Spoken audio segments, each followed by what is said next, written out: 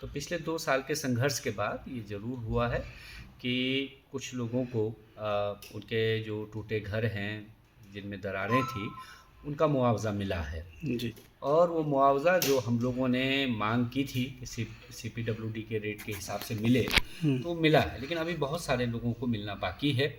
उसके अलावा जो है लोगों को कहाँ उनकी भूमि उनको मिलेगी, कहाँ वो घर बनाएंगे, ये अभी तय नहीं हुआ है।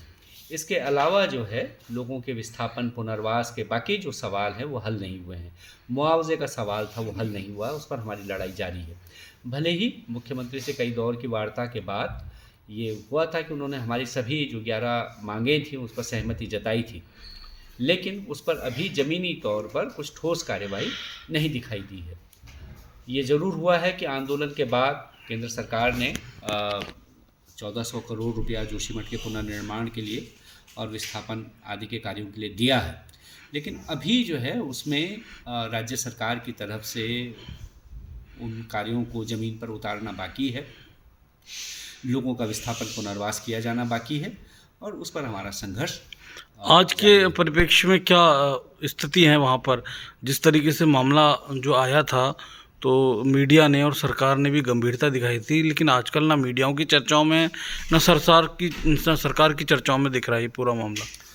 हाँ, तो वो तो हम लोग जानते थे कि कोई भी आंदोलन जब वो लंबा खिंच जाता है, और जो सरकार ने चाहा कि इसको और लंबा खींचा जाए इस पूरे उसको, तो मीडिया तो एक ख़ास समय तक, जब तक कि उसकी बिकने की संभावना है, जब तक उसके लिए व्यूअरशिप है, तब तक वो चलता है। और सरकार ने भी जो ये चाहा कि लंबा खींचे ताकि जो है लोग एक दिन थक करके बैठ जाएं, तो इसलिए जो है आज के दिन पे मीडिया के ग्लेयर में भी, मीडिया के चमक में भी वो नहीं दिखाई दे रहा है। लेकिन स्थानीय स्तर पर या बहुत सारे जो अखबारों के स्तर पर अंग्रेजी हिंदी के उसमें जब ये रिपोर्ट्स आई तब, या जब हम लोग उस पर कुछ धरना देते हैं तो रिपोर्टिंग होती है। हाँ, वो जिस तरह का नेशनल मीडिया का जनवरी के महीने में, फरवरी के महीने में जो फोकस था उसको लेकर के, वो अब कम है।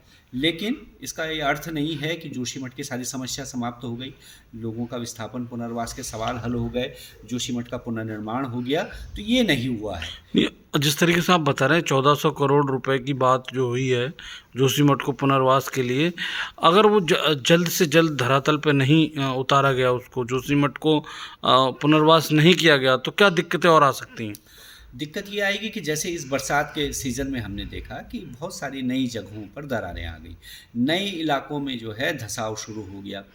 तो अगर उसको रोकने के लिए ज़मीन पर काम नहीं किए गए, उसके स्थायीकरण की काम नहीं हुए, तो फिर आने वाली बरसात में, अभी तो बर्फ़ का सीज़न शुरू होने वाला, दिसंबर के महीने में बर्फ़बारी होगी, फिर बरसात होगी और अब तो बरसात जो है उसका कोई निश्चित सीज़न नहीं है, कभी भी बरसात हो जा रही है।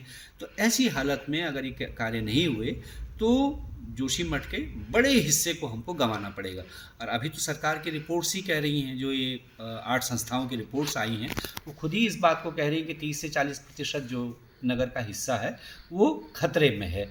तो अगर हम और इसको डिले करते हैं तो फिर आप लंबा जो सतीश जी, अगर जनजीवन की बात करें तो इस समय जनजीवन वहाँ का क्या स्थिति में है?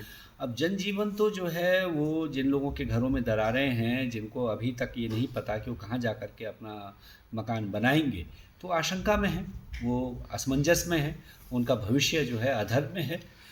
विस्थापन पुनर्वास की कार्यवाही नहीं हुई, लोगों का मुआवजा नहीं मिला, तो बहुत सारे लोग तो जो है वो अपने जो जीवन, जो उनका जो सामान्य होना चाहिए था, वो सामान्य नहीं हो पाया है। आप लोगों की क्या रणनीति इसमें? हम लोग तो लगातार लड़ रहे हैं, हमारा संघर्ष जारी है, और हमने कहा है कि जब तक जो है जोशीमठ के अंतिम व्यक्ति के साथ सरकार न्याय नहीं कर देती, तब तक हमारी लड़ाई जारी रहेगी। कुछ और संदेश है आपका इस पर?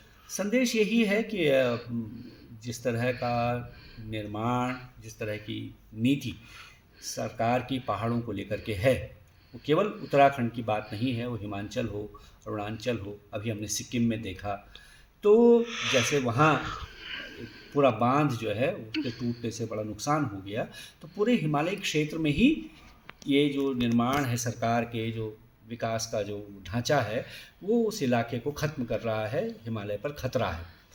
और न सिर्फ ये वाला खतरा है, बल्कि ग्लोबल वार्मिंग की वजह से जो धरती गर्म हो रही है, उसकी वजह से मौसम के बदलाव है, वो एक अलग बड़ा इस खतरे को बढ़ा दे रहा है।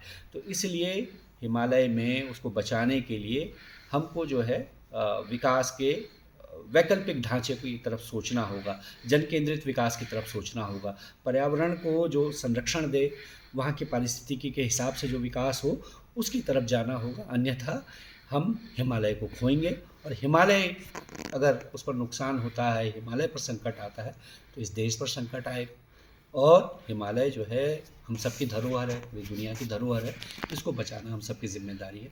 यही हमारी बात है। बहुत बहुत धन्यवाद सर।